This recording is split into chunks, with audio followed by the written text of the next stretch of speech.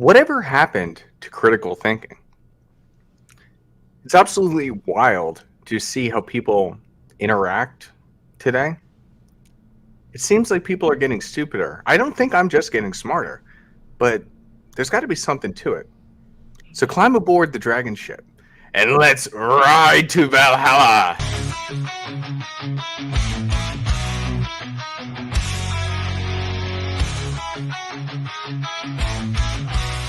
Through the white thunderstorms, we ride on the back of our truckers in a fearless stride. Sons of Thor with hearts made of fire, conquering lands, fueling our desires. Roaring engines and lightning in our rise. United we stand, our strength won't compromise. From the east to the west, we sail through Rome. We're the Bauer warriors, never feel alone. Landscapes of freedom, beneath open skies, the promised land where our spirits arise. We battle the storms and tides of the sea. Now we've arrived in the land we're meant to be.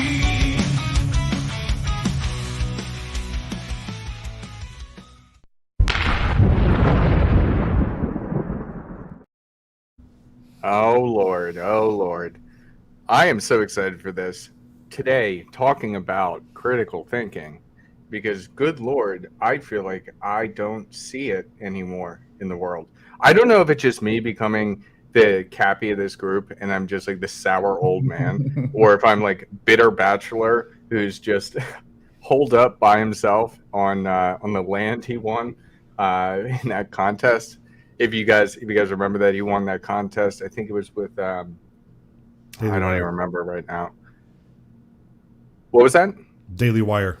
Daily Wire. Yeah, he won that, and so he got the land, and then he just kind of moved himself into Tennessee in this random, like, secluded area, and he's just like, I'm done with society. That's what this entire episode is going to be about, is like, I am just so done with society. And yeah, I don't know. Am I becoming the bitter old man? Maybe. Or maybe I'm continuing to grow and I'm becoming more intelligent. And then when I'm seeing these things out there, I'm like, what is going on? So, yeah, that's correct. You got the 250K to go ahead and get that land. So today we're going to be going through different examples of where critical thinking is lacking. So before we get into that, let's go around the horn, hear what people are up to and what's going on. Hey, Paul. Tarl, we'll start with you. What's going on in your world? Just fighting off some weird bugs, making me sleep a lot more than normal. So that's, I was burning the candle at both ends, getting a lot of stuff done, got the website up and everything. But yeah, now I'm just recovering and continuing to truck along. Good stuff. Good stuff. AJ, how are you doing? Tired. Luckily, this is the last Saturday I will work for the foreseeable future. One supervisor's put his 2 weeks in this week, and then he ends this week, and then the other one's on paternity leave for the foreseeable future. So me and the other lead, we made a deal with our manager. We're acting supervisors, so I work after I get back from Philadelphia. I'll be working every Sunday, Monday, Tuesday, and every other Wednesday. Yeah, I'm looking forward to seeing you, man. What's that, next week? Yeah. Book's out now.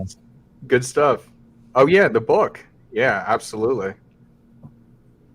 All right, Mike, how are you doing? Everybody's stupid there. We can all go home now. Wow, thanks for the insight. Fair enough. All right, Nuke, how you doing, brother? You had a good show. I think you might still be on mute. You had a good show this morning in Rule Zero, right? Yeah, we talked about Triple N, No Nut November, and all that stuff. It's a blast. It's also always awesome to talk about that, I guess. But we had a good time. It's a blast not nutting. Yeah. I disagree. I just find it interesting. Interesting that you had a blast talking about male masturbation. Yeah, it was awesome. That's always the most fun. Yeah, It's very straight. Yeah, Paul okay. hosted it. Yeah, we just talked about the why it's just another cope. Why we've got like why it's just for me it's like a status thing. If you don't touch your wiener, you're better than other people because you're disciplined and you're ascending or something like that. But yeah, subscribe to the Substack. I write like 3 articles a week. Uh, I'll put the link in the chat soon. So yeah, that's what I've been working on. Just writing for Substack.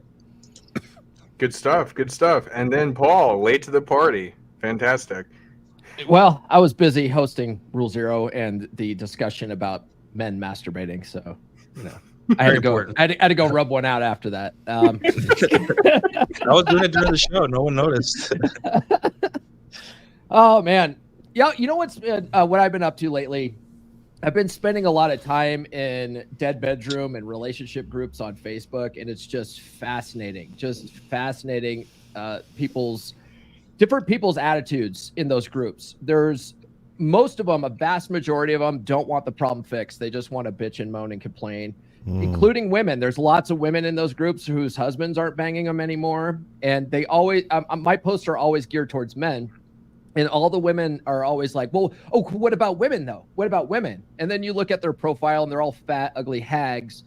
And you're like, well, this is why right here. Let me just show you your own picture. You look disgusting. But I'm more diplomatic than that in those groups because I don't want to get kicked out. So I'm like, well, there's a lot of factors. It can be because obviously your physical attraction, and that's very important to men. But also, how are you showing up in the relationship, and are you treating him well? And because a lot of men, they feel nagged and blah blah blah. So it's all very diplomatic. And of course, women don't want to fix their shit, but men don't want to fix their shit either. It's just like, wow, it's just a whole lot of commiserating in there. Yeah, no, it's crazy, and that's kind of why I wanted to talk about it more, because it seems like the trend has become that people don't want to use critical thinking. They don't want to take accountability. They want to push everything aside. I feel like society in and of itself is becoming more selfish, and it's all about me, me, me, me, me. Why am I not getting what I want? And we're like losing that ability to see things in a bigger picture. And well, the red pill space is about getting what you want, but as a man, though, it's right. But it's about seeing the bigger picture. It's seeing the rules of the game, seeing understanding how people actually are functioning, so that you can get to that goal that you want. And that's one thing that I think is being so lost, is like people aren't. And God, like I could dive so deep into it with the levels of consciousness. Some people just get stuck at certain levels of consciousness and can't keep going forward. And there's levels of consciousness, just for context. It's being able to understand, like, okay, baseline, what I need to survive, then like what the group needs to survive, what the groups in the small village together need to survive. It's like it expands out, and that's why some people do become managers in their careers and things like that, when they're able to see the whole thing instead of just having tunnel vision. And I'm seeing more and more people nowadays having just tunnel vision on lower levels of consciousness. So to kick us off, I'm gonna have a couple different things that I'm gonna share here. And I just kind of want to discuss them. And even in the first one, we started talking about it behind the scenes and yada, yada, yada. But we'll have that conversation right now here again. So I'm going to go ahead and share it. Because you know me, I love politics. I love politics and Legos. Oh, God, kill me now. So this example here, I was blown away when I watched this 60 Minutes interview. Now, it was at this point, you'll see here that the interviewer is even getting frustrated with Kamala. And I was also frustrated with Kamala because she's not answering a question. And I understand that there's a political stance to that of like, you got to play the game, you got to tiptoe around. However, when it comes to critical thinking, there's always smarter ways to answer a question. And you guys tell the reason why I wanted to share that. First off, if you quadruple a problem and then cut it in half, you have doubled the problem. First off, right there. But what I wanted to show with that is that, like, there's no critical thinking. There's different ways that you can say, we made some missteps and we're looking to rebalance how we're doing things, and we have started to do that because we realized we did make a mistake back when, because when they came in, they ended up removing a whole bunch of executive orders that Donald Trump had. So there's ways to say it and just take accountability and to answer the question. I don't know about you guys. I didn't hear an answer to that question. Of course she didn't, because she's a liar, she's an idiot, and she blame shifts. Yeah. Like, Notice how she blamed shift to Congress. She blamed Congress, even though Joe Biden could have just signed an executive order just like Donald Trump did, and bam, shut that border down. Yeah. But he didn't do it. And then Nuke and I live in a border state, and it's like they were suing our governor for freaking putting up boundaries to prevent people from illegally crossing, saying that's whatever excuse. It's just like they're trying to come illegally. The governor's using his power as governor of the state to block them from coming in illegally. And now you're going to hamper his efforts. Yeah, that's one of those situations where, as a critical thinker, you gotta actually look at what's actually happening versus what the people say are happening. Because the people like her are saying that this is happening, but that's actually happening when you go down and take a look. Right. What you have to understand, Huds, is that solutions require problems. And when you have problems, you have to discuss solutions. To implement a solution requires a problem. And that's why we implement solutions to solve problems. And you know what? And you know what?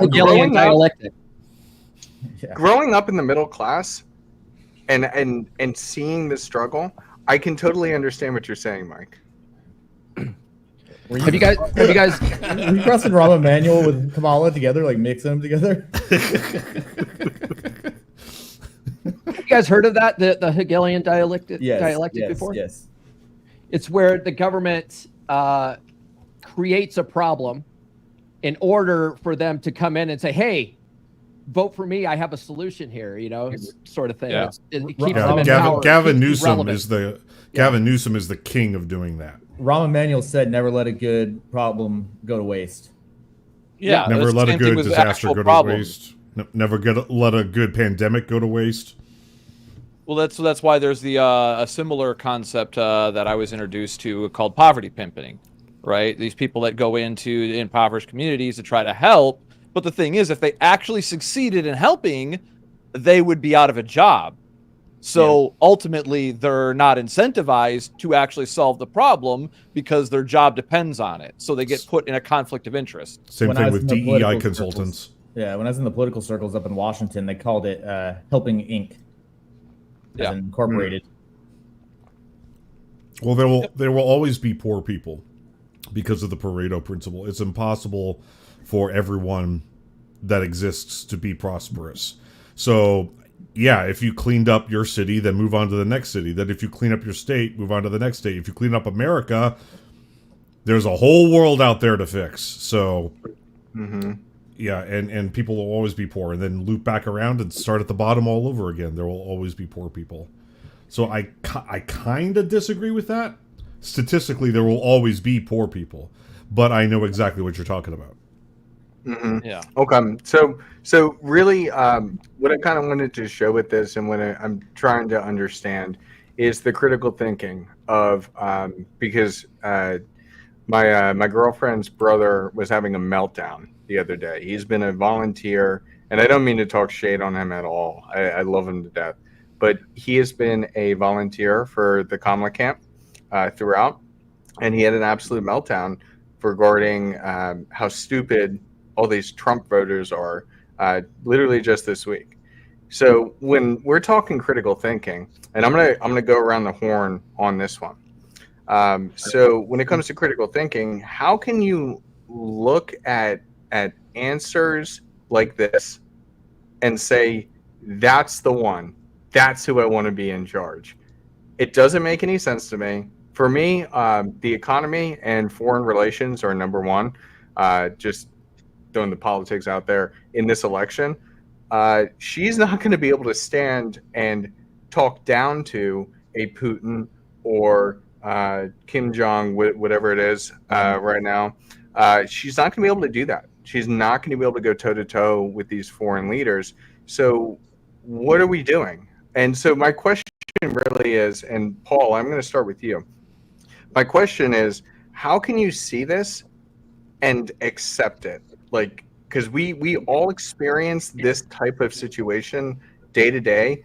We experience it a lot with women, but we're seeing it even more with men. We experience it in the workplace.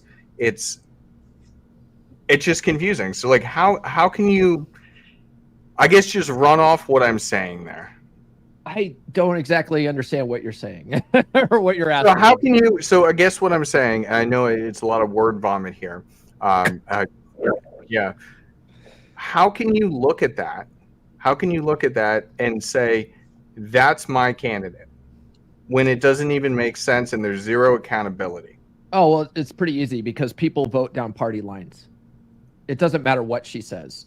The Democrats are going to vote for her no matter who they put up. That's why Joe Biden got in the first place and he had cognitive decline and people were raring to vote for him, even though they clearly knew the man couldn't think anymore because he's got freaking Alzheimer's or dementia or something. But they're like, I just won't vote for a Republican, right? And so that no one critically thinks. They go with what they're told to do. So that's the issue. That's the issue. Yeah. Is there's no critical thinking and they just stick to their own camp. Yeah, that's it. And it works both ways. There's people that are Republicans. They will only vote for Republicans and they won't look at what other people say. That's kind of why, what's her name? Who's that? Talking about Tulsi? I can't, no, her last name starts with a G. Gabbard? Is that it? Tulsi Gabbard. Yeah, Tulsi. Yeah, she's a Democrat, but she has some very good points, and she destroyed Kamala Harris in that one election year. Everyone's forgotten about that because no one wanted to vote for Kamala, but now she's been put in this position. So now everyone's like, oh yeah, I've always liked Kamala. Like, since when? No one liked you. No one liked her. No one's ever liked her. But yeah, no one. It's all about party lines. Yeah, it's because she's not Trump. Yeah, they're basically voting for not Trump. It's kind of like so I think, like, out of all of us here, AJ has sort of just completely checked out of all of it, and he's just like, you know what, fuck it, I'm not voting because I don't like any of them. Yeah. I have my reasons. I have my principles. Like I was a registered libertarian. I come from, like, I have voted Republican in the past. Like, I was a big time. What got me into politics was 2008 election, Ron Paul. I've been following Ron Paul for years now, and it's like I voted for Gary Johnson last couple elections. I voted for the other Joe last election. Like, this election, the LNC nominated pretty much guy who is, I would say, a leftist insider that infiltrated, who's probably a PDF file just based on his stances on things and how open he is on stuff. So I'm like, screw them. LNC's lost me. The Green Party is a bunch of wackos. And I understand that the two-party system is two wings of the same bird. They really don't give a fuck about us. So I'm going to exercise my right to say, fuck you all. It makes sense. Okay, so I'm going to extend this question. And Nuke, I want your insight on this. So why is it, like, because clearly there's no critical thinking if you can't see, like, if you're just voting on party lines and you're just going with the camp that you're a part of, why is it that there's no critical thought to shifting that? Like, why? It doesn't appeal. Remember, she's beholden to her voters, right? To the party. It doesn't appeal to use critical thinking to her voters, right? First, let's start off with all politics are gendered, meaning that slowly over the years, politics has slowly become man versus woman, meaning that right now the biggest issue in this country for women is the abortion thing. So the understanding is that Republicans are going to take away women's ability to get abortions, or at least very easily. That's been the stance always. And that's women's, like, number one kind of issue overall. You know, the polls say it. I did a show Rule Zero about it, that There is no political issue more important to anyone than abortion is to women, right? Not the economy, not immigration. It is 3 times more important than the most important thing of what's important to men, which I think is either immigration or economy, like inflation. So we have to understand how rapidly women will defend and protect this right to end a human life. And I think it's hard for us to fathom that because we don't want to dislike women. We don't want to see them as selfish and angry and willing to, end our babies' lives, right? But at the same time, we have to understand that the things that women do to not be tied to average men, right? Rollo said it like the biggest expression of hypergamy is abortion, right? It's the ultimate failsafe, so you don't have to be tied to an average regular dude. So a lot of us don't want to see women as bad. We say, hey, that's just one silly girl. But when women completely get together and decide to like support Kamala Harris based on one thing, and that's the ability to have an abortion, it's hard to fathom for us. We're like, wait, what about inflation? Don't you want to buy a house one day? Do you really want to import criminals forever? And they're just like, no, I want the ability to not be tied to average men. And the sooner we accept that, the more it makes sense. It's a very biological thing. And I think everyone should vote selfishly because women are. And, it's not so much about critical thinking.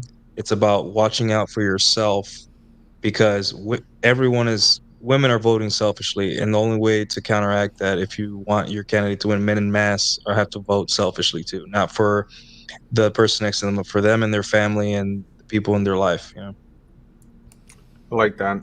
It's a interesting. I didn't really think about that before, because with the whole abortion thing, it's a one-sided issue. It's an issue for women, not an issue for men. And so for it to be like the biggest issue on that side that they're pushing, it would make sense that women would vote selfishly because it Right, and benefits it's them an the most. emotional appeal, Huds. Like, for example, I don't know if you saw the first debate where like they asked Trump stuff and Trump got kind of technical, like, hey, this is the reason, and then he started mentioning names, processes, right? That appeals to men because men, we like to solve problems. Like, hey, why Trump? Why didn't you get this done? Okay, cool. This is what happened. This is that, and then guys are just like, that makes sense. Bureaucracy or somebody voted this. Like now, in our minds, are just like, okay, we got it. We got our answer.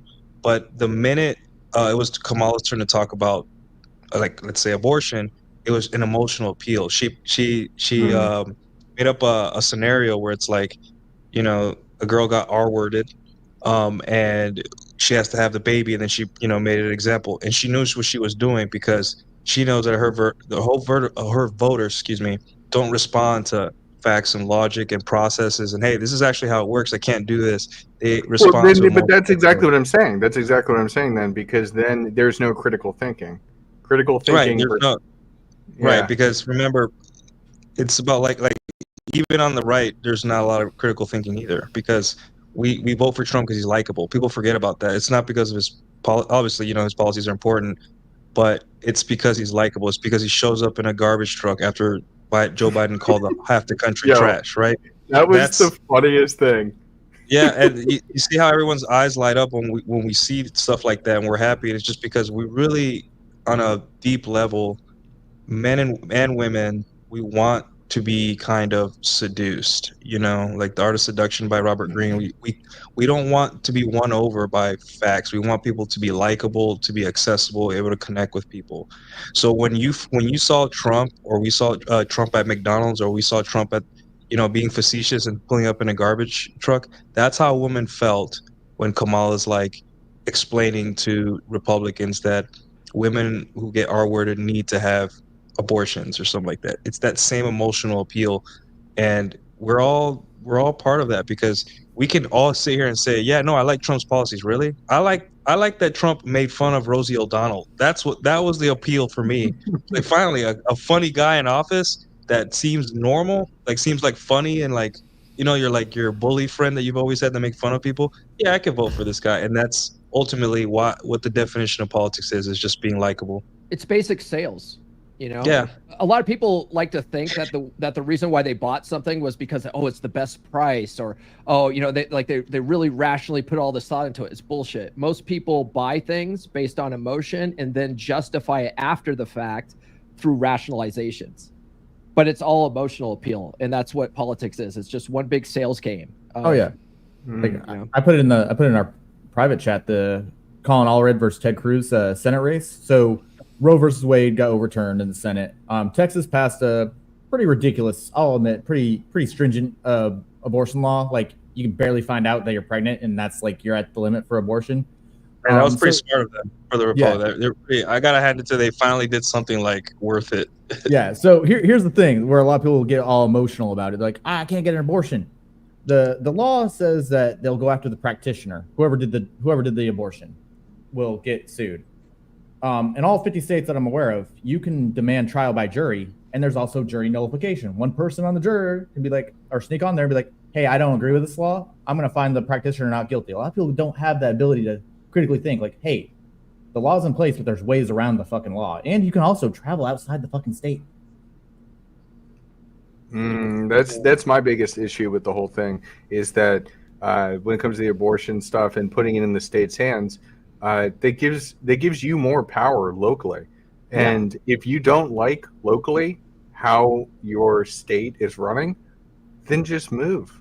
Like, if you don't like how they're governing, drive 2 hours that's the to thing. another This state goes and do back it. to how women think, because this goes back to my argument, my hot take about people trying to, the tradcons, like, oh, we need to go back to the good old days, back when women were all compliant and stuff. And just like, you do understand that monogamy is more or less a social construct that was enforced by religion, right?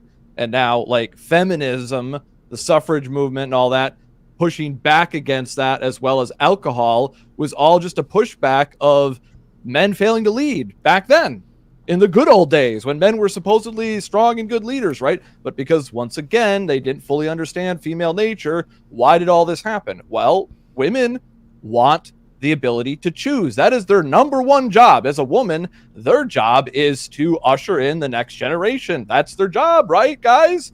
They're the incubators, right? But the thing is, people forget, part of that being the selector of the next generation means that they get to choose the man that they want to reproduce with, and then whether or not that child actually gets brought to term.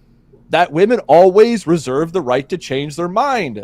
Anybody remember that being a saying? I was growing up, that was always a thing. And then Burt Reynolds said, a man's prerogative to change it back. Ooh.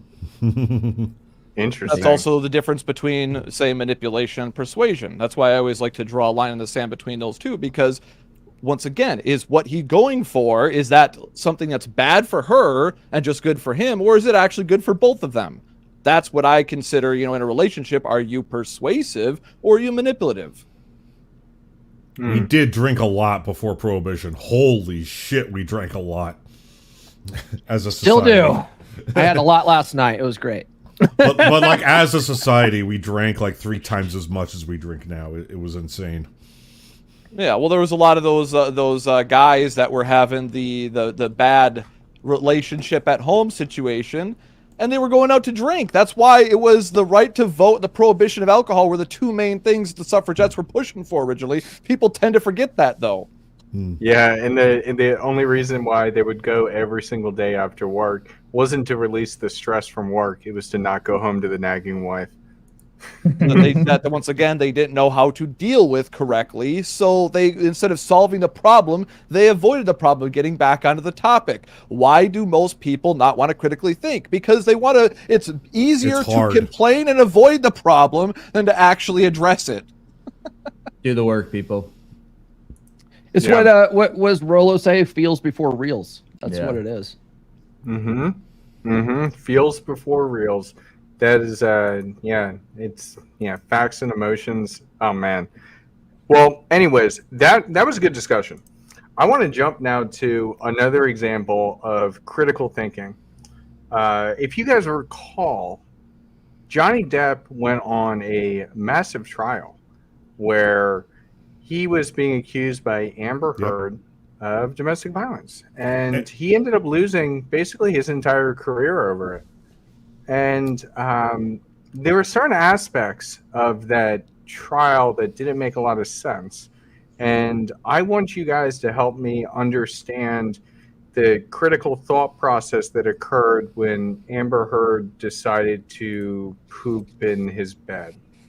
I am ashamed, but also proud to say I watched the entire trial. Me too. I was dealing with my ex's bullshit.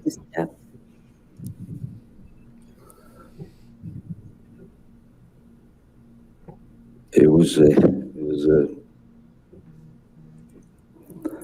a photograph of the bed, our bed, and on my side of the bed,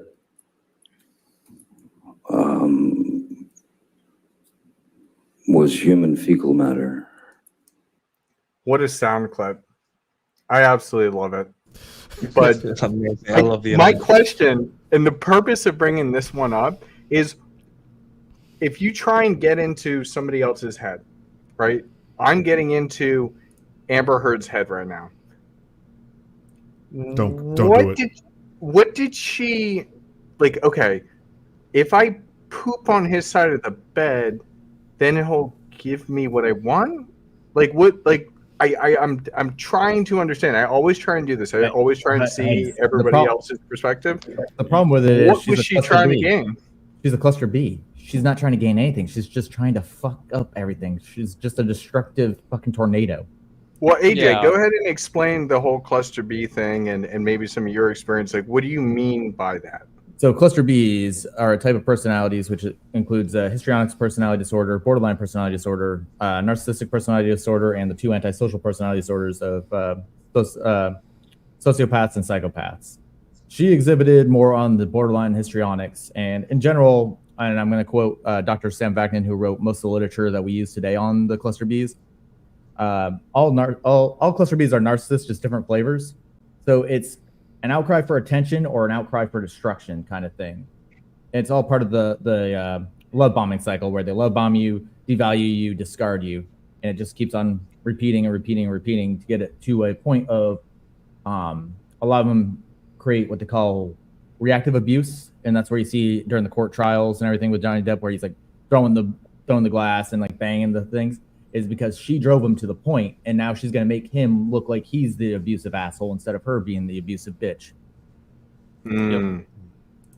Yeah, it's an antagonization strategy, basically, to get out of the relationship. But it's also kind of that cycle, that emotional roller coaster that all women have in a relationship. But the dial got cranked to 11. Yeah, and they like the dial at 11 all the time. There is no idle mode, so they always need that extreme up and down. So they force it to happen. And what was she thinking in that case? She said it in one of the recordings. Who's going to believe you, Johnny? Right? It's my word versus your word. Who's going to believe you? Right? If he hadn't been, breaking the law and recording that, who would have believed him? Like, she shit on the bed. Like, no, it's the dog. No. And she's just going to be like, no, it was the drunk Johnny. That's what she would have said. And if it wasn't for the fact that he had all the recordings and all the evidence and is willing to even talk about it, we wouldn't even know. And anybody that did know would just assume he was the drunken fucking asshole that was, drinking thousands and thousands of dollars of wine and all that. And once again, what was he doing? He's doing the same thing that led to the suffragette movement in the first place. Instead of dealing with the problem, getting rid of the woman and dealing with the fallout from that, he's sitting there going along thinking it's just going to magically get better if I keep drinking the problem away.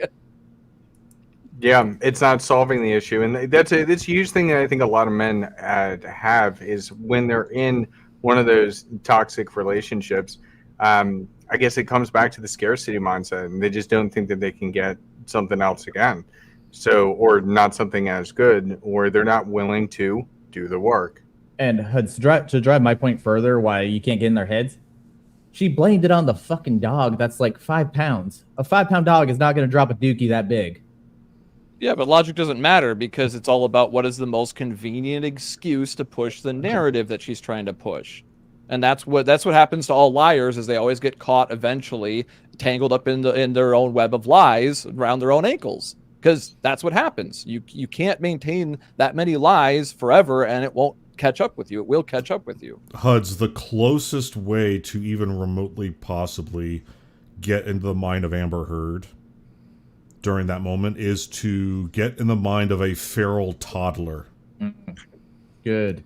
It's a good way to put it. Because have you ever had a toddler that was potty trained, but they weren't getting their way, and so to get even, they shit their own pants? Yeah, I know exactly what you're talking about. That's exactly it, and that's what I'm saying with the critical thinking here. I am so thankful that the court system saw through this bullshit, because that's exactly the behavior. And the critical thinking, if he did not have those recordings of everything, then yeah, it's going to go the different way. And Court of public opinion is going to fry his ass. Exactly.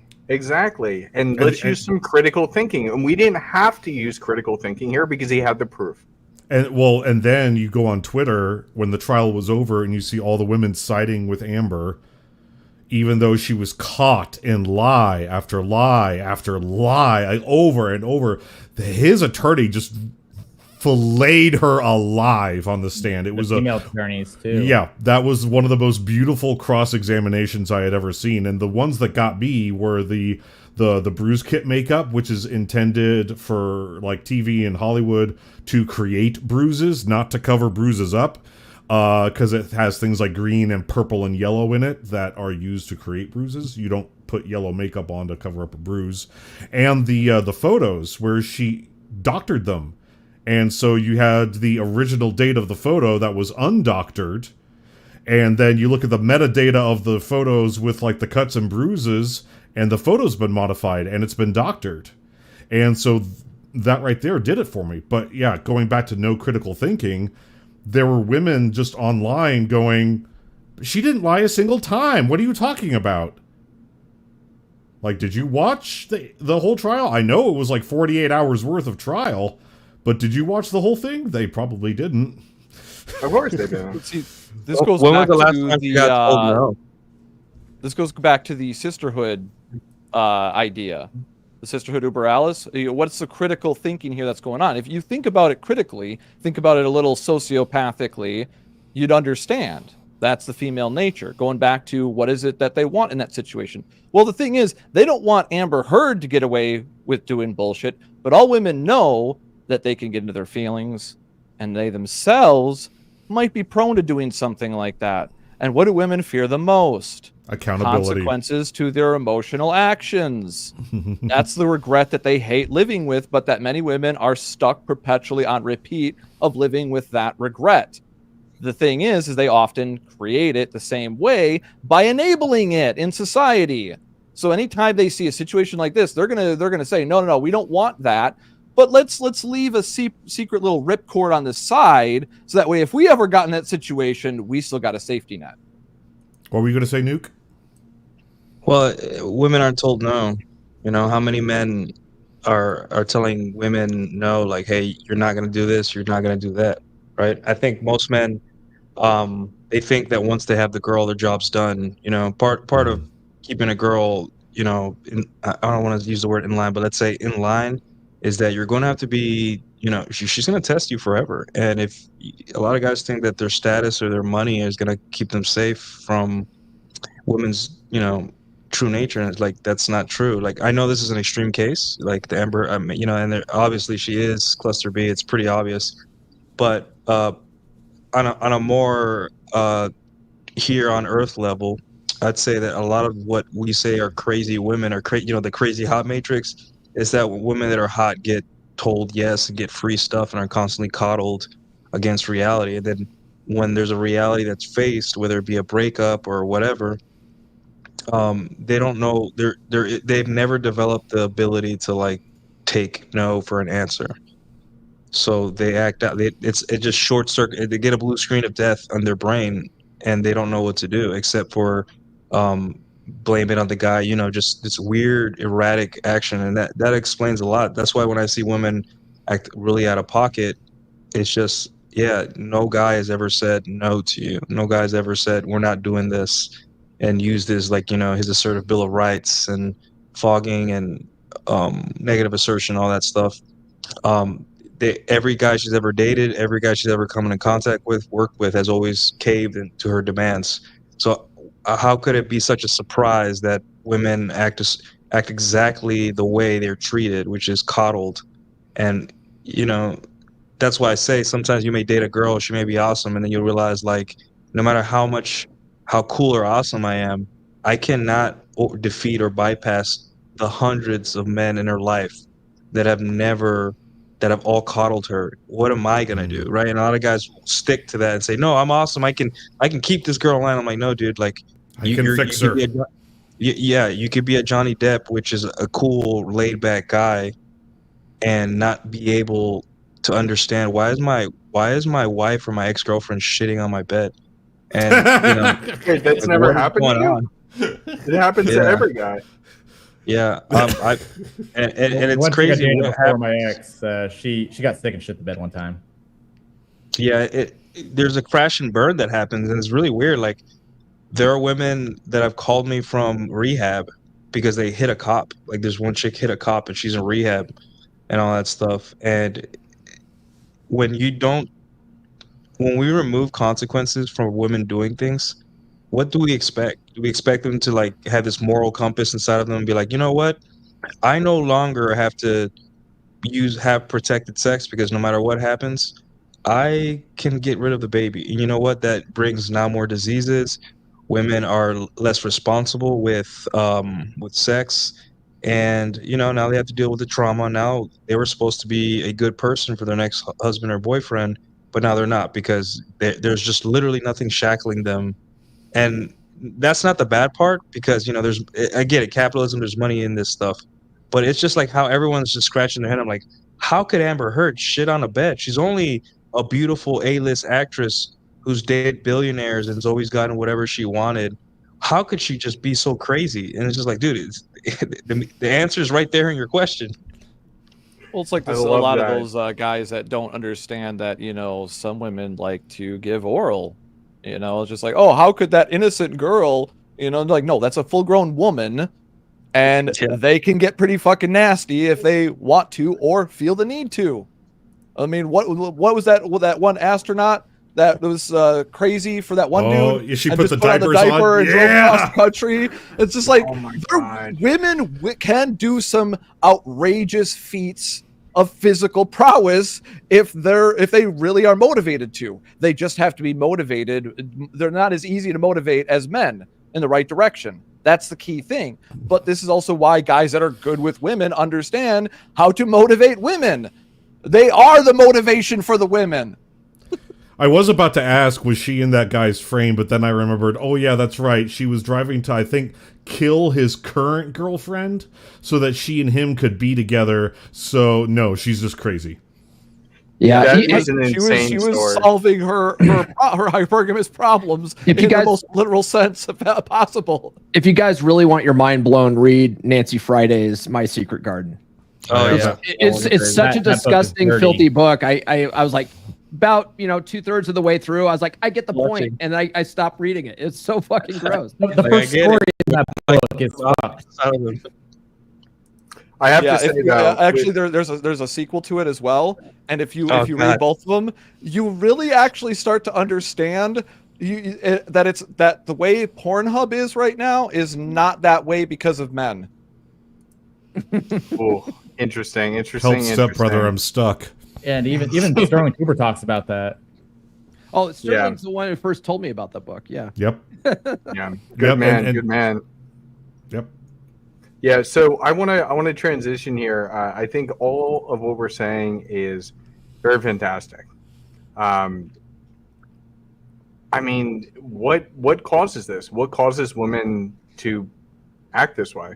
Well, I would say that it comes down to being a good father, good leadership. If you have no leadership throughout your life and you are just running reckless out there without a purpose, exactly as Nuke was saying, and nobody is holding you accountable, yeah, you're going to get this result.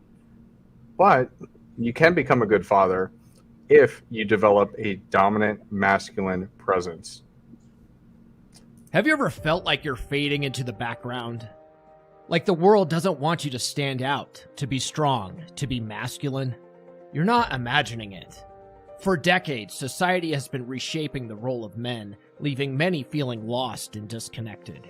It's time to change the narrative.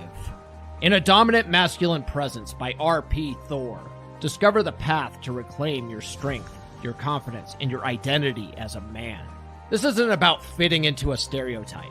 It's about embracing your natural traits and honing them into a powerful presence. Learn the 7 skills that every man needs to lead with authority, read body language, and control his emotions. RP Thor breaks it down with clear examples and practical advice to help you transform your life. It's time to stop apologizing for who you are. It's time to lead with pride and courage. A Dominant Masculine Presence gives you the tools to do just that. Get A Dominant Masculine Presence by R.P. Thor on Amazon or listen on Audible. Don't let society dictate who you should be. Claim your strength and redefine your future. And I think that's so important. Like, honestly, what this does stem down to is weak men. Like, we talk about that cycle, strong men create good times create weak men, like whatever that the whole cycle is. It comes down to just better fathers. And do you want to be proud of how your daughter grows up? I mean, I would. And the best way to do so is not just through Thor's book, but also through the book series that we're doing, The Essential Skills of a Masculine Presence. I got one back here with a good friend of mine, and that one focuses on paradigms. And you know what? I want to pull you up, Paul. I want you to talk a little bit about your own book and why it's so important for men to understand and to continue to improve and develop. You know, it's funny. I was talking to my friend Luke, my 3% brother Luke from England, about my latest book recently. And I was like, Luke actually hates Red Pill. He hates the space for some reason. He's one of those guys that gets all up in his feels about what we tell guys, and he thinks it's all unhelpful and all this kind of stuff. And he really doesn't like it because of, the guys that really haven't done the work, the guys that really haven't read the books. They really don't understand what Red Pill really is. And they think it's all about holding women accountable and treating women like garbage and stuff. And that's not really what it's about. And so I was telling him, I go, yeah, you're going to love this book though. And he goes, why? And I go, because I snuck a law of attraction book into the fucking Red Pill space, bro. And he goes, dude, that's fucking gangster. That's really, when you break down the concepts of law of attraction, which a lot of guys look at as chick crack, what you're really doing is you're reprogramming your subconscious mind. And you don't realize that 95% of your actions you take in your life are habit-based. And it goes to every aspect of your life, especially how you show up at the workplace, how you show up with your girl, how you show up, around other people. And if you have these unhelpful paradigms, a good example of an unhelpful relationship paradigm is the concept of she's my partner, which I talk in the book. Having this belief that she's your equal partner in the relationship, what tends to happen is that men stop being the leaders and they start deferring to their girls. So they bring everything to their girl. They want to run it by the girl. They want to make sure they get her approval. And what happens in that circumstance, because they're thinking that she's the equal partner, that means equal decision maker. Well, then they're leaving up the decision to her, and they want to make sure that her decision is good. And so if you remove that concept and reprogram it into thinking more along the lines of a captain executive officer type relationship, where you are the leader, we're going to do what I'm going to do, and I have a decision, I'm going to do this. This is the plan, right? But if she doesn't like your plan, there's no reason not to take her input, okay? But that means, the executive officer isn't an equal partner in the relationship. She might have good ideas, and there's no reason not to take her stuff under advisement. But if it goes against what you really want to do in the first place, you go, no, we're not going to go that way. We're going to go with my way instead. If it doesn't work out, we can try your way, but we're going to go with my plan instead. That's being the leader. That's that's using hypergamy to your advantage, because she's got to see you as a higher value than her in some way. But most people don't have that paradigm. They have this egalitarian fairy tale paradigm. And relationships, since we started really pushing that in the 60s with the women's rights movement, stuff like that, since we've been pushing that, relationships have only gotten worse. So we've got to reprogram that. But a lot of our belief systems come from our upbringing and from society and all that kind of stuff. That's all goes into our mental firmware. And so it feels unnatural at first to get back to these more conventional masculine roles and dynamics.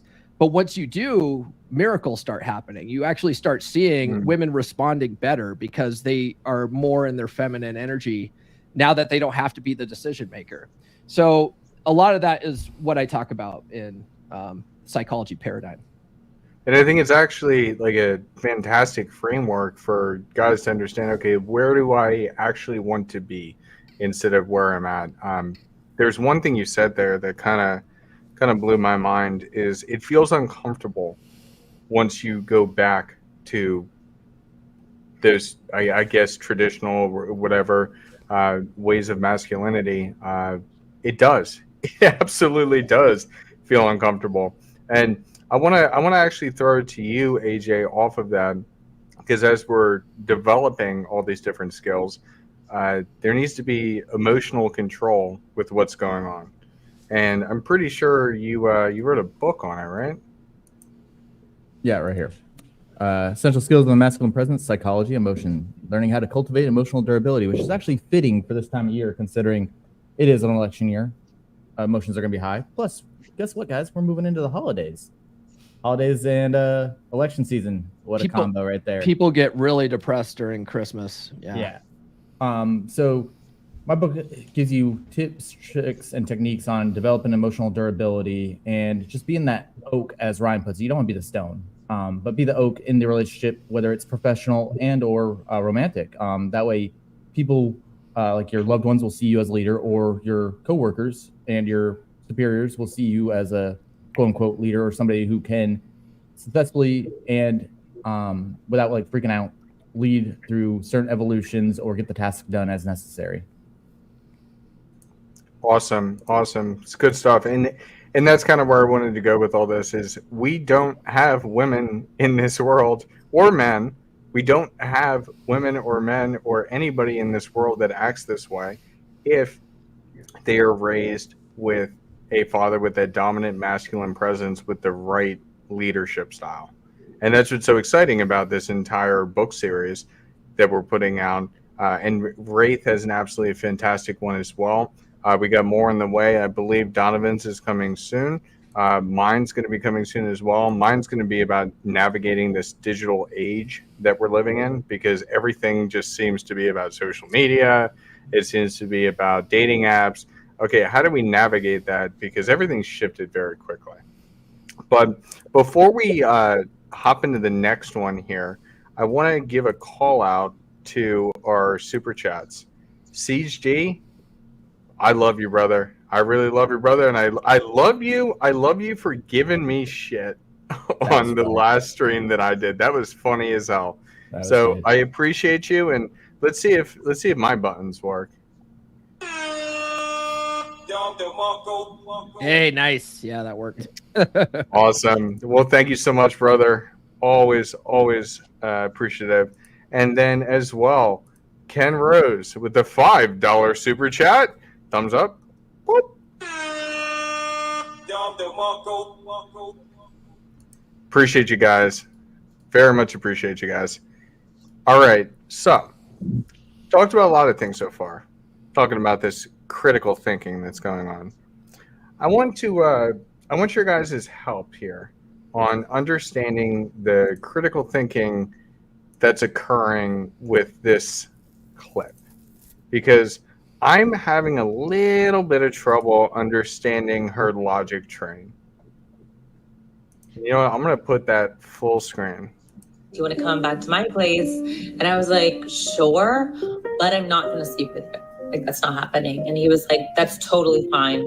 Just come over. And I was like, cool. So I go to his place. He respects my wishes. He's so nice. He cuddles me all night.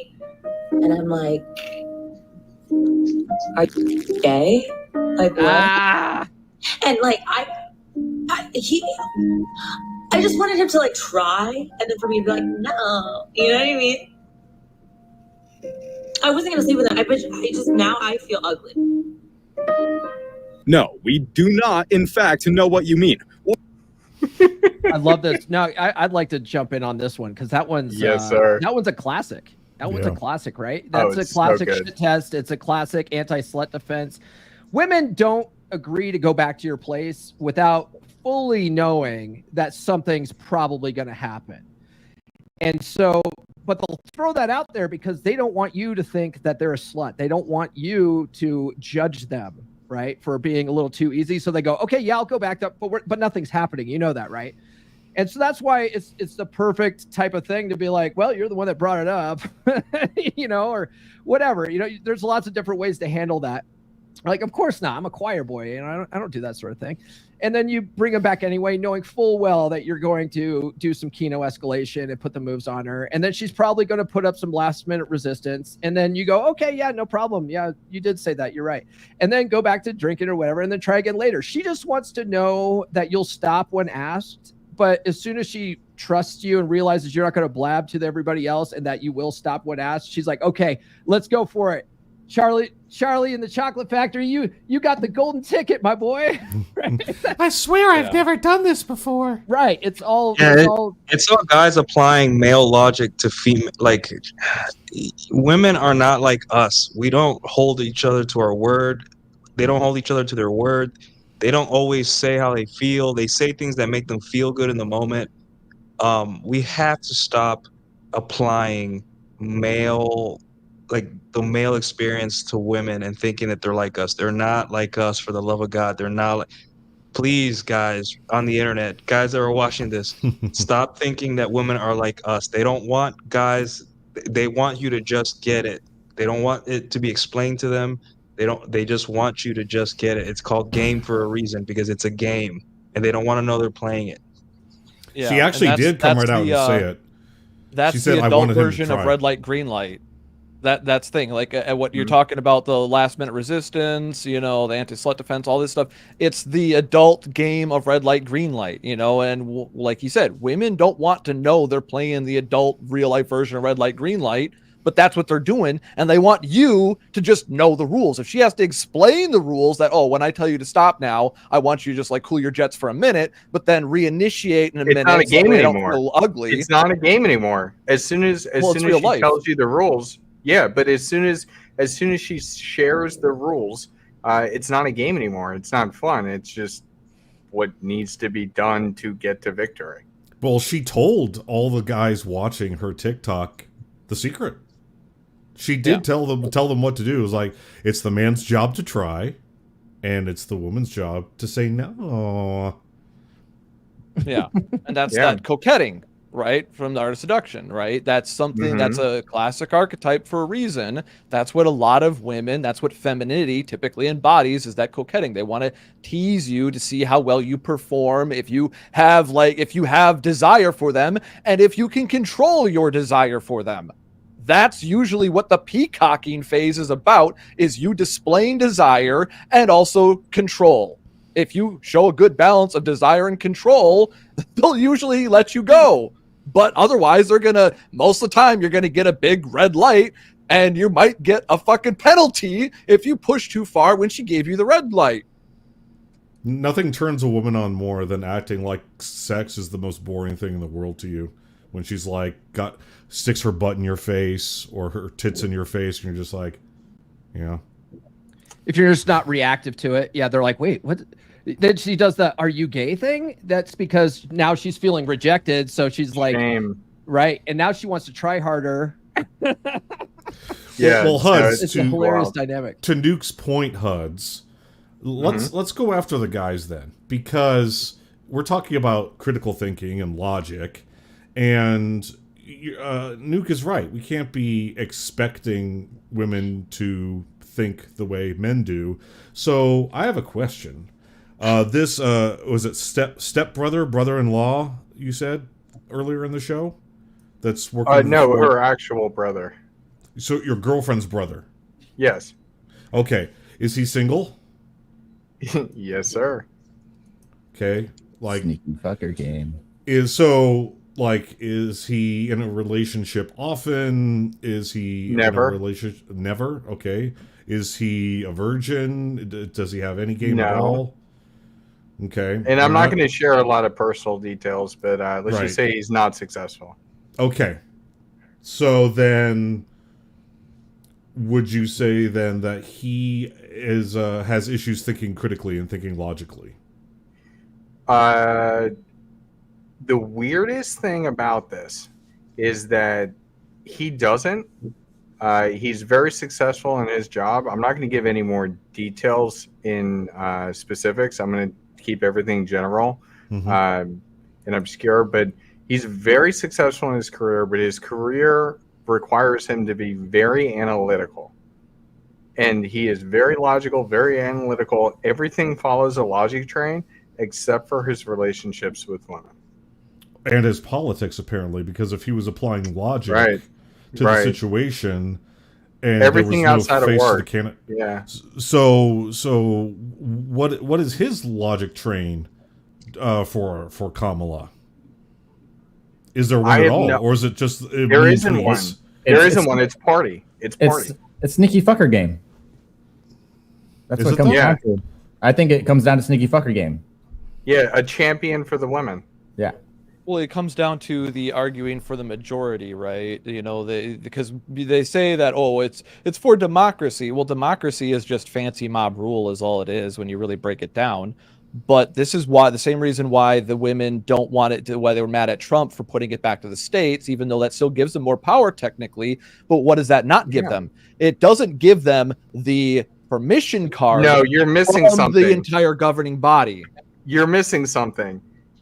What it does and why they're frustrated about it is it used to be free and easy, and now there's specific rules. And even though they have control of that through voting locally, which is the most important elections you can do, they don't want to have to do extra work.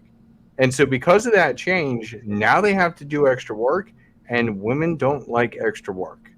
That's just, I mean, nobody does, but that's what I'm saying. It takes away the argument to authority, the protection of the entire system, saying, hey, you can do this. Because once again, I brought this up before. Growing up, my mom counseled women that were going through depression, because there's many women that would go through the abortion process, and then they would find out after the fact, even if they were strong, independent, oh shit, I just did that. That was wrong. That feels really bad. And I am now listening to the cries of my unborn child while I sleep, and I can't sleep anymore. This is the reality for many of these women that actually go through this. And they'll be a strong, they'll put on a good face, but then they break down in those tears, those real tears, right? When nobody else is there. And then they call people like my mom to say, hey, I need somebody to talk to so I don't self-delete.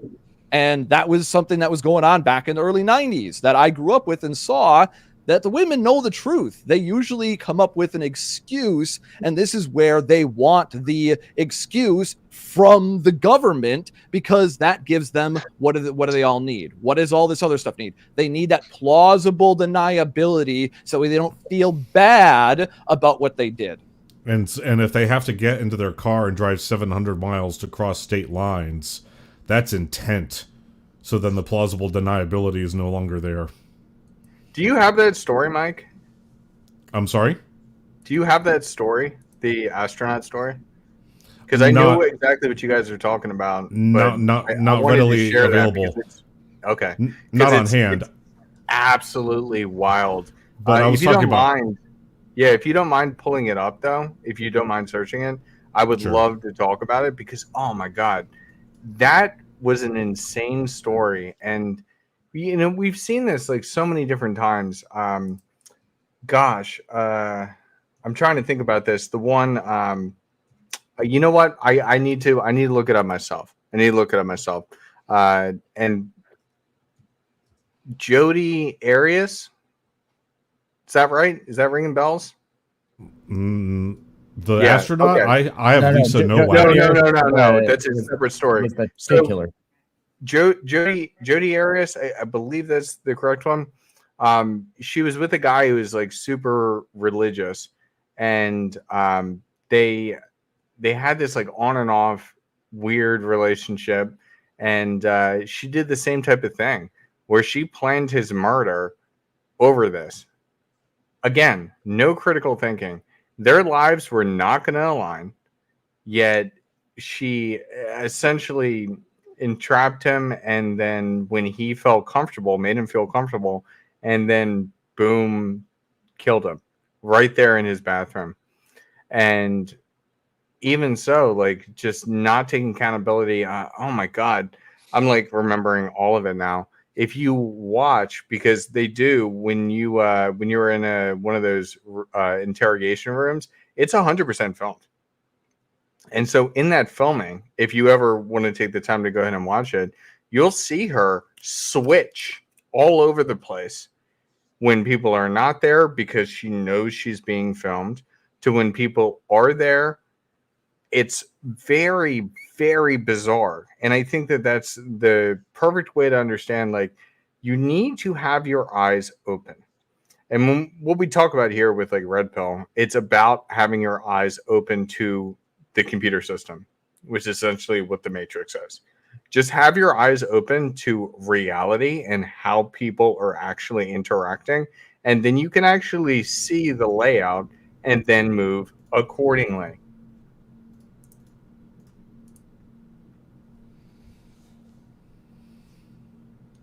Here she is. Oh my Lisa God. Nowak. Basically, she started an affair with a fellow astronaut, and then their relationship ended, and she drove 900 miles while wearing adult diapers so she wouldn't have to stop for bathroom breaks. Well, she's an astronaut, and she's used to, Yeah, that's normal for astronauts. Yeah, doing it in her pants. And she attempted to go and kill his girlfriend so they could be together. And let's see, where's the conviction here? Basically, other than honorable discharge, she was demoted to captain, and she pleaded insanity, and her criminal case has been sealed.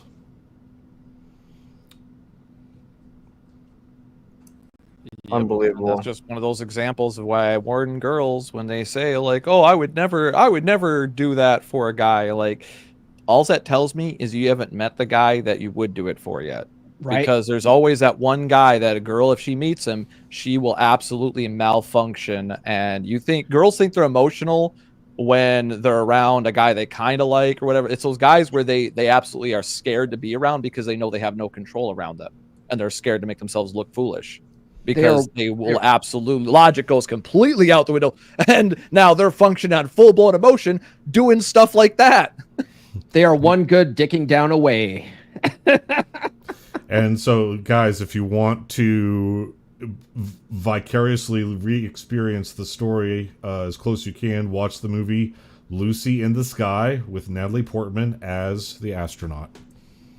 Now, you know how women say their prefrontal cortex develops later in life? This correlates with the Tinder swindler, who the women he swindled were all in their like mid-30s. And it's just like, do women ever mature out of this kind of burning genuine desire for men and going crazy over men? And the answer is no. They never get over it. Women want to trick us into thinking, hey, no, once we get to 30, we get critical thinking skills, like prefrontal cortex. That's why you can't date us when we're 18. We can vote, we can join the military, but you can't date us because we don't know what's best for us, right? The same behaviors I have at 18. We don't know what's best for us, but we're going to vote for abortion at 18. Yeah, and the thing is, like, this is what makes men so confused about women's agency.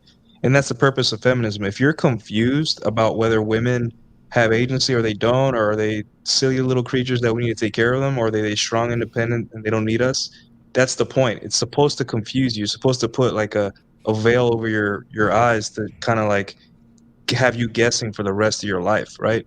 And for guys, they need to understand that the more that you look at women as these creatures that need to be taken care of, the more it'll harm you and affect you. You need to look at women that and realize they have agency, not because they do or they don't, but because that way of thinking is going to benefit you. So when a crazy girl like this does something crazy to you in your life, you can just say, no, you are an adult under the law and you have to deal with the law just like everyone else, because that's how they get off the hook. Like, look at all the boys being touched by female teachers, right? Everyone's like, oh, those poor women, whatever. And I'm like, no, they're adults. They're touching underage people. That's a crime. That's a federal crime. You don't do that. Stop thinking that these women are misguided or no. It's simply treat women like they have agency, even if you don't want to, because that is going to keep you at peace as a guy. Everything that women do, even if they don't know what they're doing, you have to let them flounder, right? Fly, birdie, fly, like they used to say in the military. Stop trying to catch women and save them. Just let them flounder, and eventually this will get fixed. But I don't think that'll ever happen. So yeah. That reminds me of the South Park episode where the female teacher is like banging the she's like a kindergarten teacher and she's banging the banging Ike. Yeah, and the oh my cops are like, God, what? she's There's like a pedophile 2. teacher here. We're gonna take him down, and they're like, oh, it's a female. Nice. Nuke actually brought up a very good point. It kind of reminded me. So right after the whole cheating thing happened with my ex, I remember I made her leave her job because she slept with a coworker, and I was paying all her bills through that time. And then she gets another job. This is like a month before she leaves, or 2 months before she leaves, and she walks off the job because of one of our fights. I'm like, this time around, you know what? You're a big girl. You're gonna pay your own bills. She had a complete fucking meltdown. I'm like, and you can start helping me pay the friggin' utilities around here. You want me to help around the house more? You can start paying the utilities. You want me to pay for your car? You can start doing shit around the house. And how painful was that for you when you were the guy that had to deal with years, if not a decade, of people doing things and taking the blame for the things that she did?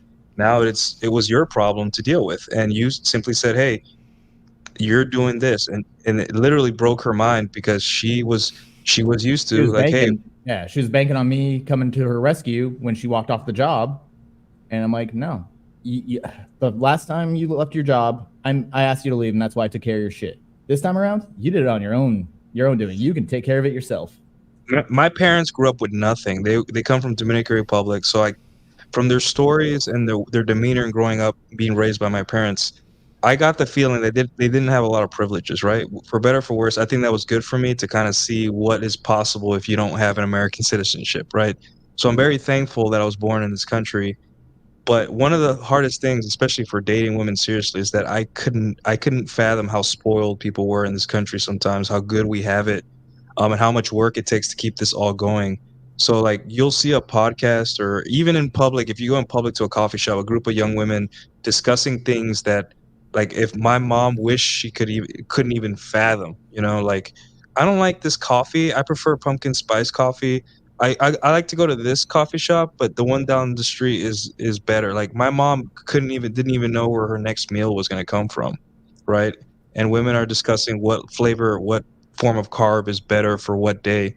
And we need to understand that this is the end game. Like, we beat Mother Nature so well to the point that we're actively searching for things to annihilate so women can be 1% more comfortable, right? In the 60s, it was the washing machine. Now it's Roombas. Now we have to let women be independent and give them more money, more stuff constantly. And that burns out a lot of men. And the guys that have to deal with that are the next generation of men that have to marry these women. And eventually you're just like, why do I have to teach women how to be a good person, right? Why do I have to teach women the meaning of marriage? Like, why is Amber Heard pooping the bed? It's because it's just everybody, every man, everyone has been working tirelessly to make women more comfortable. And of course they're the way they are. Imagine being so comfortable and so numb inside that you have to poop the bed just to feel something. It's like I don't want to deal with that. And then girls are like, I don't want to be married to that guy. I don't want to have babies. I have birth control and condoms and 27 other forms of contraception that male doctors and scientists came up with. Can I just kill it instead, just in case? And you, as a guy, you're just like, like what? How did we get here? And it's like, there it is. Right. It's technology. Yeah, no, that's it. That's an absolutely fantastic point, and it really is. It's confusing, and that's why it's like, what happened to critical thinking?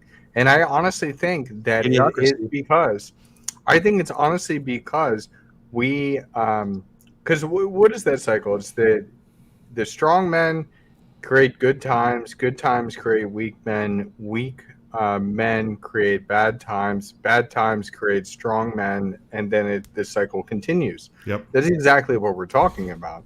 We're at that point. We're at a pinnacle. We're at a peak. And this is great, but we are like going downhill right now. We are on the falling actions of this cycle. And I know exactly when it started. Yeah. And Paul and Huds, you'll know exactly what I'm talking about. I know exactly when shit started going downhill. The exact day. When they started color coding the little fucking ports on the back of the desktop computers. That's when shit started going downhill. And you didn't have to learn the difference between the keyboard and the mouse to plug in the keyboard and the mouse. Oh, the keyboard is purple and the mouse is green. I just matched the colors on the back of the computer. That's when this shit started. Yeah, and then they just made everything USB. They're like, Huds, I'm gonna have to disagree with you on that cycle about weak men and hard times and all that stuff. Mm-hmm. Testosterone is a very reactive hormone, meaning that it changes based on your environment, like epigenetics. Let's say we can correlate masculinity and men standing up and being, to testosterone. I can guarantee you, if there was like a World War Z zombie outbreak or something like that, or a large-scale invasion, all of our testosterone will spike, like immediately. We'll start growing beards faster, like muscle production. Because by definition, that is a hard time. Right, but the thing is, like, what makes hard times is like it's Mother Nature. Like I don't like, because here's the thing: it's putting the onus on me as a guy, like a regular guy. I get up in the morning, I go to work, I do what I can to be a decent person, not a great person, just like I hold doors open for people. I show up on work on time and I help people solve problems, and then I go home and I feed my dog and I say hello to people. Just a normal guy, like not good, not terrible. But what happens is if we keep saying that like weak men create hard times, right? It just makes me feel like we're putting the responsibility of things that are out of my control to the reason things are shitty, right? Like I didn't ask for birth control to be invented. I was just born, and I'm just adapting to the shit I was given. And I don't think that I'm contributing to weakness in this country, or I'm not contributing to its greatness either. I'm just living my life the best I see fit, which is the point of America. And I don't think it's good to just say, hey, weak men create hard times, because Nuke, in reality, are you saying not all men? Is this a not all men argument? Yeah, because here's the other thing, right? Working in infrastructure, a lot of people, especially people very far removed from like blue collar jobs and construction and where things are created, right? Not saying you obviously are not, but it still takes a lot of work and human ingenuity to keep all this going. Like if you go to an airport and see like how our luggage and packages get from point A to point B, it's a feat of engineering. If you go to a meat packing plant, a cheese factory, if you see the construction crews working at night just so we have a little bit less road bumps in the road, I think it's a little bit unfair to say, hey, weak men create hard times, when in reality, we're just doing what we can with what we got. And then yes, life is getting more comfortable, but independent male agency, you get to make your own world harder or easier for yourself, and that's the point. And that's why the red pill exists, because we don't want to change the world. We can't. We can only change our own situation within reason, with our own power.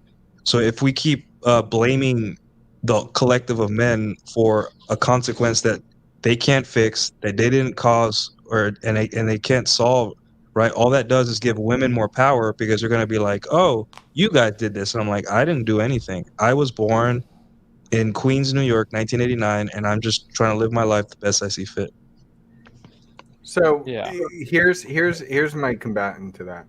I understand what you're saying 100%, and that's why my life has become better through adopting some of these principles and understanding and being around great men like you guys. However, we're in this environment as a whole because of a lot of weak men. So I don't think the principle falls apart on that. I think the principle defines the reality we're living in, but it's up to us to then live, as you said, the best life for us This is individually. this is something I've talked about before, is that I think it's technically both, right? Because the thing is that yes, all of this stuff is in the same picture. We'll use a picture example, but what is your focus on? What are you looking at in the picture right now? Right? It's one thing to be aware that other people in the picture are doing crazy shit and doing dumb shit. There's some goofy stuff going on, people photobombing you, right? But what are you focused on? What are you going to do? Are you going to become part of the goofiness in the photo, or are you going to watch your own steps? So you're the guy actually like dodging some bullshit in the goofy photo, right? Where everything else is hitting the fan. Are you going to be the calm in the storm? Are you going to be the center, the one that's in control of the what you know you can control, which is yourself, rather than going like, oh shit, that guy's tripping, that chick's falling down, like all these other people are having these problems. Are you going to check, go like, oh shit, I might need to check my own shoelaces and check your own shoelaces real quick? Or are you going to sit there, laughing at other people tripping on their own shoelaces? That's kind of what Nuke's getting at, I think, is that you need to understand that, yes, the cycle might exist, but if you just accept the cycle as I guess it's just enjoy the decline. This is why I actually don't like the phrase enjoy the decline, because this subtly is you giving in to the bullshit. When the key thing for bullshit like this not to be is for individuals to act more responsibly, take that accountability seriously, to do better in life, not for some altruistic reason, but just because this is going to be the best outcome for you and for everybody else. And that could be altruistic, but it doesn't change the individualistic reality. Your life will be better when you accept how life actually works and act accordingly. And a lot of people refuse to do that because what did away with critical thinking? Privilege. We're way too fucking privileged. We have it way too fucking good. That's why, my entire life, people have always complained, like, this is the worst year ever. Life's, everything's going to end soon. The end is nigh. Like, people have been saying this shit as long as I know it. I've asked older people, like, is this what everybody's been saying? Like, was there actually common sense? No, it's a fucking myth. Common sense has always been uncommon, because when most people say, oh, it's just common sense, that is them not trying to critically think. That's them just saying like, oh, this doesn't require any more thought. This is just obvious. So you're not actually critically thinking. You're not actually utilizing what would be common sense, actual thinking. You're just going like, oh, I heard this already, so I'm just going to go with my bias. So for anyone out there who may be listening, who may be black-pilled and thinking that things are going to end soon, I give you this little factoid to put things in perspective. They were going through some of the artifacts left over from the original settlers that came here to the United States in the, in the 1500s. Or was it the 1500s or the 1600s? Like the Pilgrims and the Puritans and all them, basically. And they found diaries and journals and all sorts of interesting things. And when they started piecing it all together, those Puritans that came here to America for the very first time believed that the world was about to end and it was Judgment Day, the second coming, and Christ was about to return. All of that because England was so evil. Yep. And we're still here. We are still here. All right. This is there's so many different things that I can dive down the rabbit hole on. It really is blowing my mind that people can look at a situation, and I guess it's kind of like, and tell me if I'm wrong here. It's kind of like once you form your mental framework, once your brain kind of connects all the way through, then it's very difficult to adjust. I don't know about you guys, and I don't know if it's because I'm an old man now, but I have not been able to pick up new skills as quickly as I could have when I was younger. Is it that we've been wired this way, and if you don't interrupt that sequence when you're younger, then boom, you're kind of stuck here, and it becomes more difficult to go ahead and unwire certain things. I'm gonna play it straight with you, Huds. You can pick up new skills real quick if you give a damn. Because a brand new video game comes out with a new mechanic you've never seen before in your life. How fast do you pick it up? It depends on your focus again, because this is the thing, is that yes, it is more difficult to learn as you get older. This is because to form a brand new habit is way easier than to overwrite a previously established habit, because you can never delete an old habit. It's already ingrained in the brain, accessible. So that's why it's always easier to write a brand new one than to overwrite an old one. But you can still overwrite it. It's just a matter of what's your focus. What do you give a shit about? What do you want to achieve? And how are you going to achieve it? That's what this whole book is about, man. It's like the thing. This is what I tell people a lot, because some people in the space, they'll say, hey, get what you need from the space and get out. That's somewhat understandable. But at the same time, I agree with Huds, right? You can't go through 20, 30, 40 years of programming and expect to unwire that programming with one book in one session and be like, okay, I'm good now. I'm going to make all these changes. Like, you have to make these new habits. That's why in this book, at the end, I say, hey, I invite you to listen to this 10 to 15 times. I just listen to it on repeat, because that repetition is going to start building new paradigms, new habits, and that's going to get you further. But you still have to, at least once a year after that, revisit some of this material. Otherwise, you fall back on old programming. I see it all the time. I came out of a men's group called the 3% Man Group. That's where my podcast started. And there's a lot of guys in there that did the work long enough to get a girlfriend. And then after a year or two, they fell back on old programming. They ended up, being unattractive, and then they got dumped, and then they were back in their group. It's like, and then they're like, oh, I need to start doing this again. I need to start reading this again. It's like, why did you stop? If you got to keep the work never stops. You got to keep reading this stuff. You got to keep, refreshing that, keep on a daily basis, set that intention that you're going to be this way.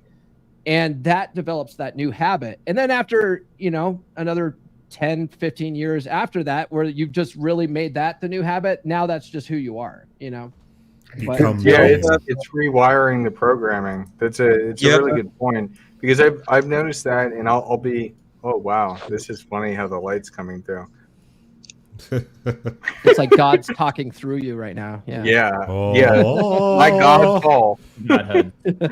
So with this, I faltered on this, and that's what got me into the situation that really screwed up my life, that then ended me or landed me in this place again, and then led to talking here with you great gentlemen.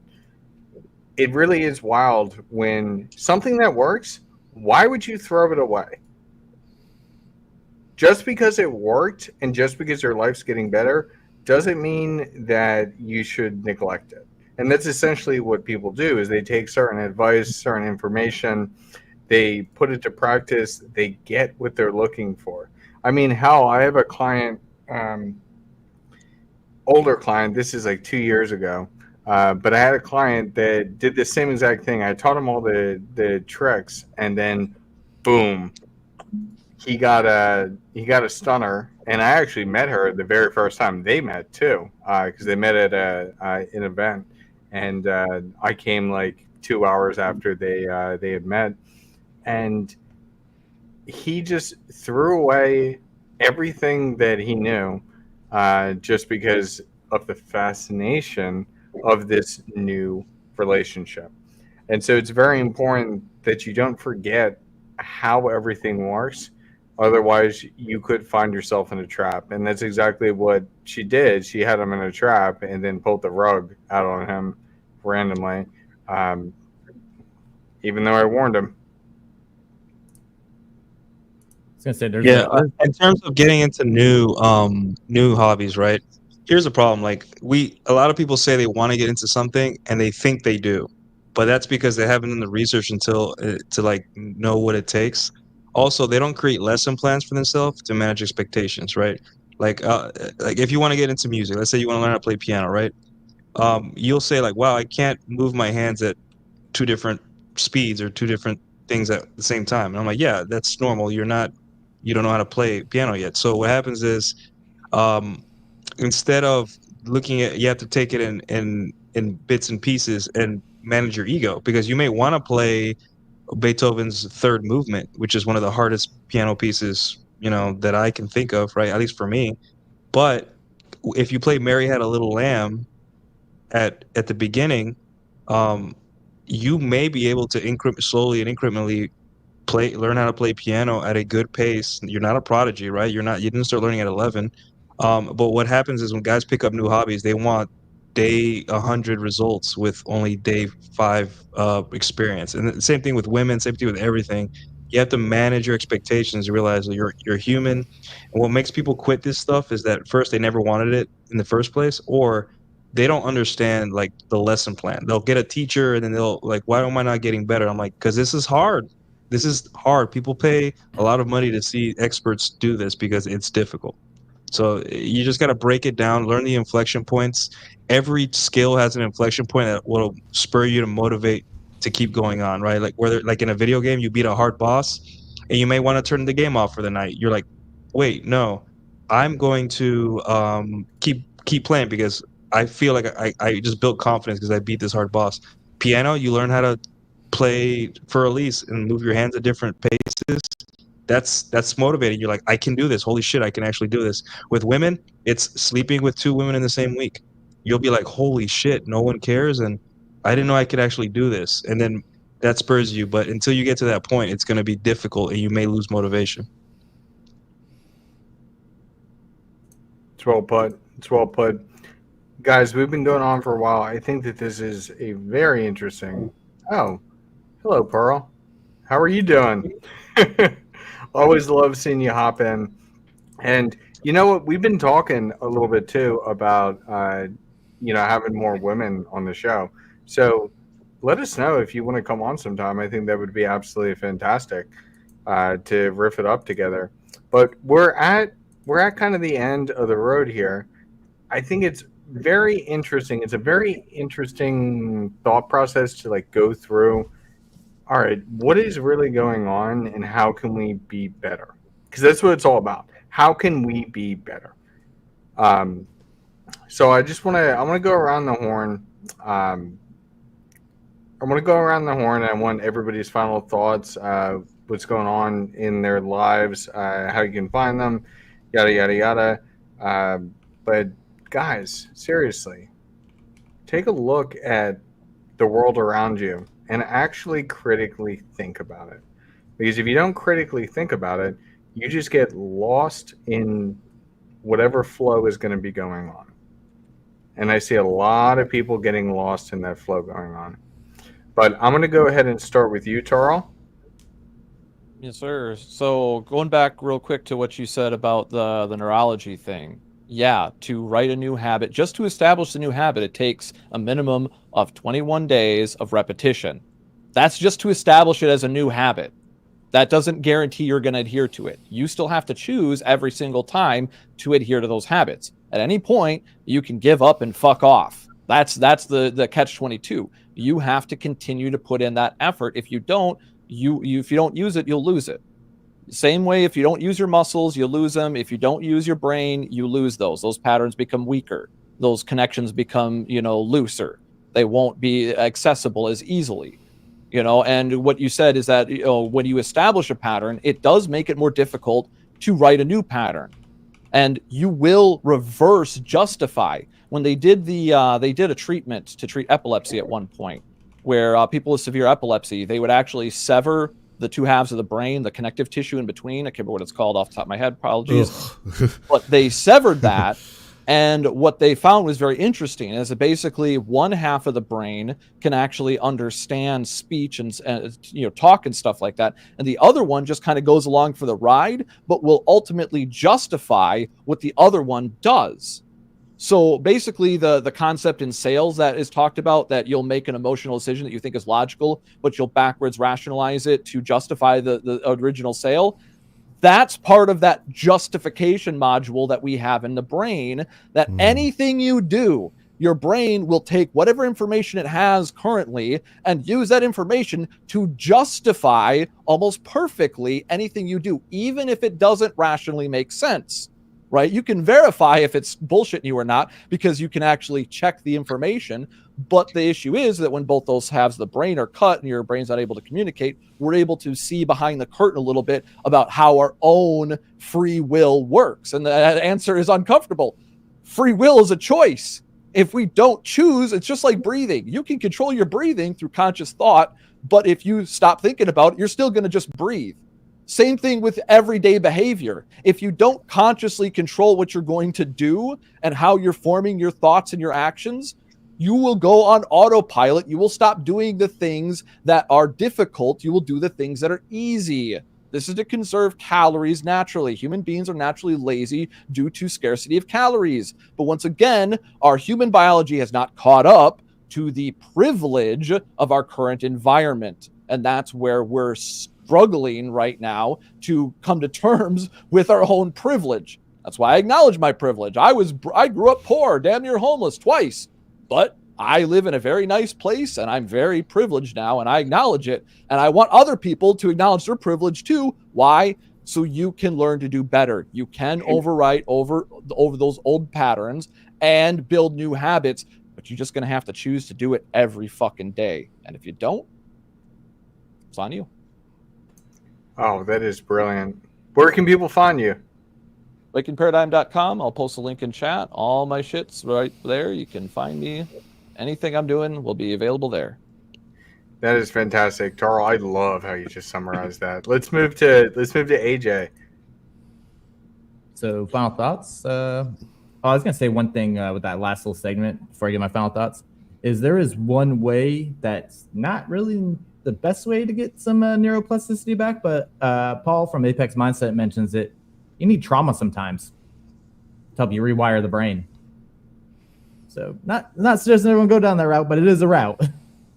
Motivator, yeah. Motivation is the key. You have to know, like I talked about before, emotional intelligence. You need to know why you're mad, so you know why you're fighting. If you don't know why you're fighting, then you're just going to be fighting blindly. Like a lot of people, like, why is everybody so confused and stupid? And they're running around yelling, why is everybody confused and stupid? Why is everybody confused and stupid? It's like that scene from the hell is that movie? Team America with Kim Jong-il. Why is everyone so stupid? Well, we're about to have some trauma here in 4 days. But yeah, books out. I'll put a link to that. Critical thinking is actually applied in this book. There's a lot of, like Carl said right there, with emotional intelligence, learning what triggers you kind of thing. I would say that requires a good ordeal of emotional intelligence as well as critical thinking. I'll just put my X and YouTube links because that's pretty much the only places I am active right now. I do have Facebook and Instagram, but I don't really use them for reasons. So there's that. Other than that, you can find me. I'll be hopping on with Huds on Tuesday for the election stream. The live stream of the century. Oh, yeah. Because my good friend over here, Stephen Crowder, is going to be doing one. And although I want to be watching that, I'm still going to do the live stream of the century myself. And we're going to be swapping around between different news areas, and I'll probably stream some of this stuff too.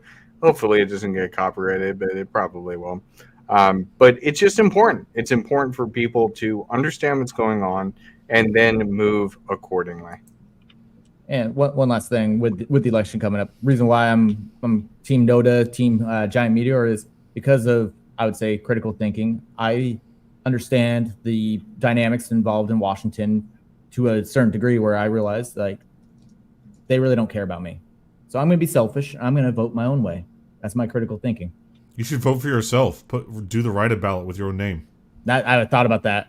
Freaking get that one electoral vote, bring it to the House. Hasn't been seen since 1824, by the way, guys. That'd be a fun time. Let's see a 269. House decides the election. Senate decides the VP. Only been done once before. Fantastic. Well, thank you so much, AJ. Mike, we're going to you. What's going on in your world? What's your final thoughts? Lack of critical thinking skills is what triggers me, AJ. Buy my book. Yeah. No, I don't know, man. Rolo said it best when he said, to the language of emotionalism, the language of empiricism sounds like anger. And so that's probably why everyone thinks we're angry all the time. Especially Tarl. How dare you? But, misogyny. Yeah! But, I don't know. I'm not out here to save people. My bullshit tolerance says... Paul knows this. My bullshit tolerance has reached 0. With both men and women. And so, I don't know. I've gotten a little bit cranky lately. But... I'm still here. If anybody wants to DM me on X, I'm down there. That's where I raw dog the internet into an early grave. I'm also on Instagram.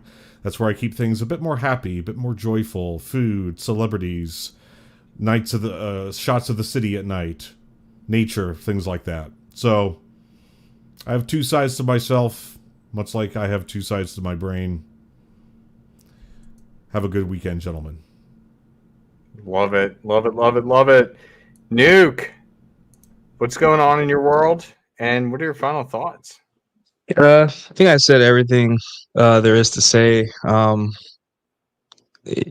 Just critical thinking is for you. Don't expect anyone to think critically. You know, just you are the one that decides what things mean, and that's all you have. And then follow me on Substack. I put the link in the chat. So thank you. Awesome, fantastic. You had a lot of wisdom today, and I very much appreciate it. So, Yeah, thank Paul, you. Paul. I'm gonna come. What you got? I'm gonna come. Yes. That's it. That's it. No, I would just say we talked about it a lot, but get Psychology Paradigm. That will help undo some of those unhelpful paradigms that are keeping you not critically thinking. I'll say that. Tune into the podcast on Monday. One of my beer club brothers, he had a bad first date, and it was an interesting situation because he was very pissed off by the outcome. But he went into this date. This chick was very high interest. She was all over him. He was like, "Oh man, everything's going well. Let me take her to a second venue." You know, the old second venue trick. And takes her to the second venue. They've had some drinks at this point. Well, now she's getting very social butterfly-y, and now she starts, talking to every guy that comes by, also every chick that comes by too. And he didn't like that. So instead of just ending the date right there and being like, she's not the right chick for me, and just saying, "Hey, I got an early night, I got to work tomorrow," and ending the date and then leaving, he decides he's going to check a bitch. And he's like, "Look, that's disrespectful. I don't appreciate that." And of course, her not knowing him because it's a first date, she's like, "I'm out of here. I'm going to call an Uber." And then he's like, wait, let's talk about this. And then, of course, now he's supplicating and he's at a lower level. Well, that whole thing got him thinking about, overthinking about the idea of love bombing. Was she love bombing me by showing all this high interest? And so he's like, "Hey, we need to, maybe an episode idea where you talk about spotting love bombing early on, and then trying to understand what the difference between love bombing and high interest." So I was like, "Oh, well, the simple answer is to don't fucking worry about it. Just facilitate fun and fuck," right? As long as you're having fun and you're fucking, it doesn't matter what she's doing. Over time, you're going to see if she's congruent or not, right? but don't overthink things, because if you go into a relationship thinking, oh, is she love bombing me? You're going to start looking at everything she does like it's some kind of nefarious evil act. And you're going to treat her in a way that's going to get you not good results. That's not going to let you fuck her. Right. So we're going to expand that whole concept on Monday and make at least an hour out of that. It should be fun. Good stuff. Good stuff. All right. I'm going to take us out right now. And I do want to share a special message with everybody here. RP Thor was not able to be with us today. He's going through the next transition of beating cancer, which is kind of cool. It's kind of cool to watch, especially as a good with friend. his fists. Yes. And so this is something that he had shared with us and wanted us to share with the world. He's got it. He's got it. Look at the strength of this man, even after everything that's gone on. There's a legend to be told. No way of praise with a heart of gold. Son of a wounded, center of a soul. With a hammer in his hand, he stands tall. He climbs aboard his DragonShip, sails a rising tide. With courage in his veins and trusted by his side. Through the night, his name is sung. The hero of the North, the fire become.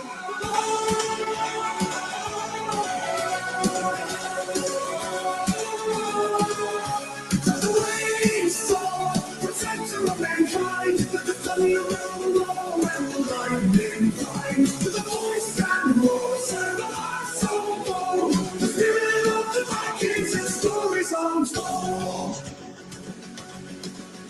In the heart of the myth like a river, let the thunder roll and the lightning blind. With a voice that roars and a heart so bold, the spirit of the Vikings and stories untold. In the heart of the myth like a river, songs of glory echoing the aerial shiver. His DragonShip passed through the triple storm. Thor warrior, it legends his gold. From Asgard to Midgard, his duties never end. When in mighty hammer of battles he'll defend. Thunder echoes his name across the silent sky. With dragon wings behind him, he's ready to fly. Like the waves fall, protector of mankind. The thunder roll and the lightning bright. With a voice that roars and a heart. I wanted to share that with everybody because Thor truly is one of the strongest guys. Not so much. I don't want to say, and I don't want to knock him on that. Not one of the most strongest guys physically, because I know like crazy creatures that exist in this world, but mentally, his ability to do and perform critical thinking and analysis and then be able to understand what moves next is unparalleled. It really is. And then with everything that's gone on with the cancer diagnosis, and then also taking on this entire project of having everybody put out their books. I mean, AJ, I'm still waiting on yours. I got Paul's here, but I'll get yours. You get yours next week. Yes, sir. Hand delivered, hand signed. Yeah, I know, and I love that, and I very much appreciate it. What he shows is that through critical thinking, you can have the path to whatever life you want to live, and you can understand the rules to make it happen. That's what this entire episode was about. This entire episode talking about critical thinking. Where did it go? Well, Thor is a blinding example of being able to see everything, critically think, and then navigate appropriately. And that's what we do here on the DragonShip. On the DragonShip, we make sure that we are guiding people, guiding men, guiding women to the best endpoint possible, which of course is Valhalla. So I'm gonna leave you guys with one of the book ads. I don't have much else to say. I'm kind of in monk mode. We're doing a reforming of my men's community right now, and everything is kind of shut down and closed just to make sure that we're giving that proper value. But otherwise, you can find me on my YouTube channel. As I said earlier, CG was having fun with me in the chat last week, every Tuesday at 8 p.m. But with that, I appreciate everybody. Enjoy the rest of your weekend and start critically thinking. Have you ever felt like you're fading into the background? Like the world doesn't want you to stand out, to be strong, to be masculine? You're not imagining it. For decades, society has been reshaping the role of men, leaving many feeling lost and disconnected. It's time to change the narrative. In A Dominant Masculine Presence by R.P. Thor, discover the path to reclaim your strength, your confidence, and your identity as a man. This isn't about fitting into a stereotype. It's about embracing your natural traits and honing them into a powerful presence. Learn the 7 skills that every man needs to lead with authority, read body language, and control his emotions. R.P. Thor breaks it down with clear examples and practical advice to help you transform your life. It's time to stop apologizing for who you are. It's time to lead with pride and courage. A Dominant Masculine Presence gives you the tools to do just that. Get A Dominant Masculine Presence by R.P. Thor on Amazon or listen on Audible. Don't let society dictate who you should be. Claim your strength and redefine your future.